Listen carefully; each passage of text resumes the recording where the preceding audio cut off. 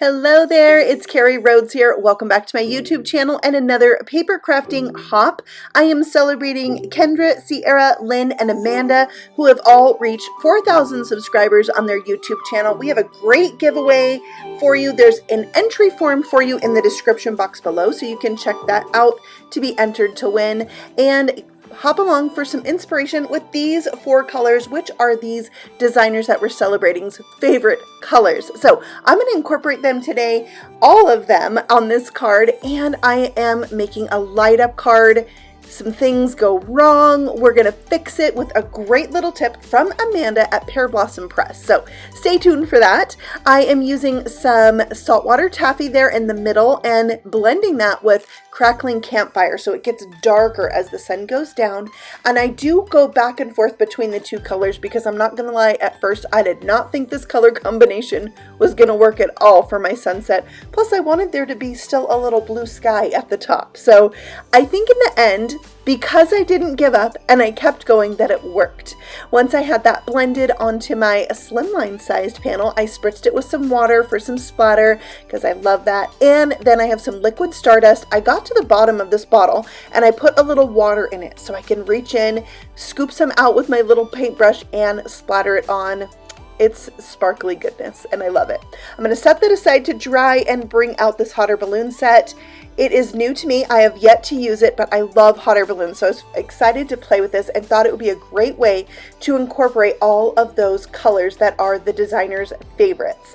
So for my green balloon, I'm using YG03 as my lightest color and G05 as my darkest. I went over the whole thing with the lightest color, came back, added in my shadows with the darkest, and then I can soften those out and blend them together by bringing that lightest color back in. It's very simple Copic coloring. I have the marker colors there on the screen so you can see them in case you would like to duplicate any of these color combinations yourself.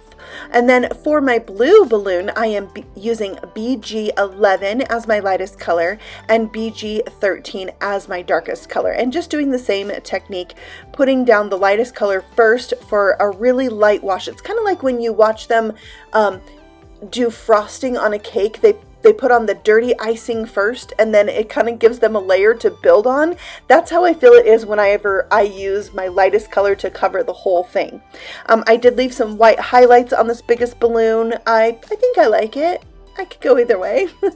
And then on my lavender balloon, I used V01 and V12. There wasn't a lot of contrast between these 2 colors, so I did feel like I had to put a little extra of the V12 on there.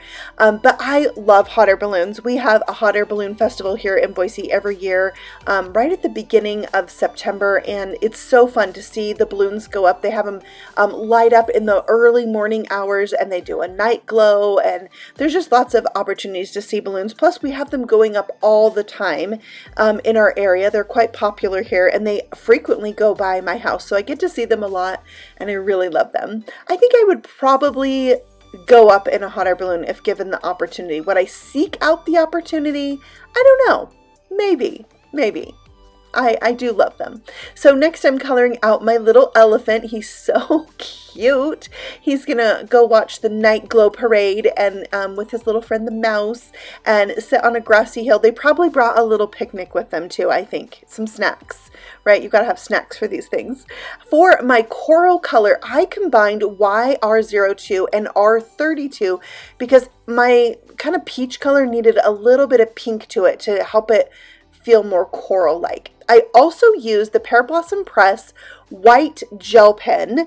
Amanda is one of the people we're celebrating today who reached 4K on her YouTube channel, and her shop is Pear Blossom Press. So I used her white gel pen because it's amazing. Now, the little stars and hearts that I stamped, they don't have dies, so that's why they're still on the paper, but I'm going to stamp some of them, so don't worry. I cut out a grassy hill using the mushroom border die set from Fawn and added a little bit of Lucky Clover right over the top of my light green paper to really give it a shadow look because we're kind of going for that sunset time. I needed things to be a little shadowy. And then instead of wasting that ink on my mat, I spritzed it with water, picked it up, and I'm splattering it onto that grassy hill. Now I kind of just want to lay things out, get a feel for where everything is going to go, including my easy lights. These are also from Pear Blossom Press, and I want to lay things out because I want to know where I need to stamp my little instructions that's for the person getting the card, and it will tell them press here, and then they'll know that it lights up. So I stamped that down, and now I can set to gluing everything in place. So on my hill, I always like to make it a little bit bigger than where it fits so I can trim it off and it's flush with the edges. I popped up my cute little critters for their evening picnic and hot air balloon viewing, and then I'm creating the holes in my hot air balloons where my lights are going to go. Now this is the 3-pack of easy lights. I have 3 hot air balloons. It's totally perfect. Once I glue those in place, I can now make that hole also go through the back of my card. So they're glued down. I have a little mat underneath, and I just poke right through that hole I already made in the hot air balloon. And going through one layer at a time is just a little bit easier for me.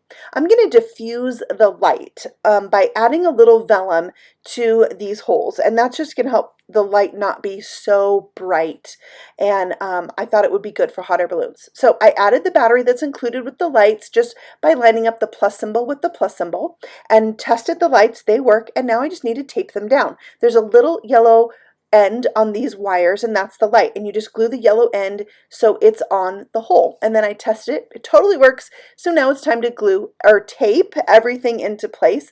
I just use clear tape. It works really well for me, but it actually didn't end up working really well, and you're going to see that shortly. We're going to finish this card, and then I figure out what's wrong. But I'm using the world's best foam tape. It's double thick, which is important because it's the same thickness as my battery pack. Not only that, it is removable and repositionable, and then is permanent after 24 hours. Also, the backing is like crazy easy to peel off, which I totally love. So I mounted this onto a white card base, and then I set to kind of dressing it up a little bit. So I have my sentiment, "You're going places." I'll add a second sentiment in a little bit. I thought maybe I was only going to do one, but I'm always doing that.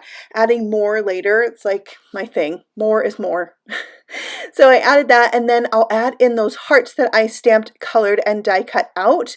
But I was really wanting those stars on the card. So even though they weren't die cuttable, they're still stampable. And so I brought out my Crackling Campfire again and stamped them around the balloons. And then I decided to embellish with some smaller hearts. These are bokeh hearts. They're kind of iridescent and see-through. They're flat. They're from Trinity Stamps. I'll have all the things linked for you below. And then for the stars, I wanted them to have a little shimmer, so I colored them in with a Stardust pen. And I'm loving the background now. Those little touches are the details that make the love in the card, right? Love is in the details. So I added my second sentiment, "Sky's the limit." But here's where it went wrong. When I turned the lights off and lit up the card, you can see the wires through the card and the tape. So I think maybe somehow in my scrap stash, I got some cheaper cardstock than I normally use. My teenagers often use things in my stamp room, and they may have got into my printable white cardstock, and maybe a scrap got in my scrap pile. I don't know. But I asked Amanda from Pear Blossom Press about this, and she suggested to add a black layer to my card. So because of that removable foam tape, I was able to take my entire card apart. I added the black layer. She suggested maybe doing some circles to help light up the whole balloon itself, and this was a game changer. So this is just super lightweight, cheap black cardstock. I also added the vellum to diffuse it, but I couldn't really tell a big difference, so I didn't put it on the other two, but it made my card. And then I also decided to back it with some coral cardstock instead of the white. It just gave it more of that kind of sunset feel. But keep that little tip in your back pocket for the next time you make a light up card, because it really, really helped me. And I have that as a resource for next time I make a light up card. So be sure to hop along and share your love with the people on this hop, and especially our 4 designers who are celebrating 4K on their channels. And there is a form in the description box below, so you can enter the giveaway. All the details are there, as well as the next stop on the hop. And I will see you all again very soon on the next video. Happy stamping! Bye!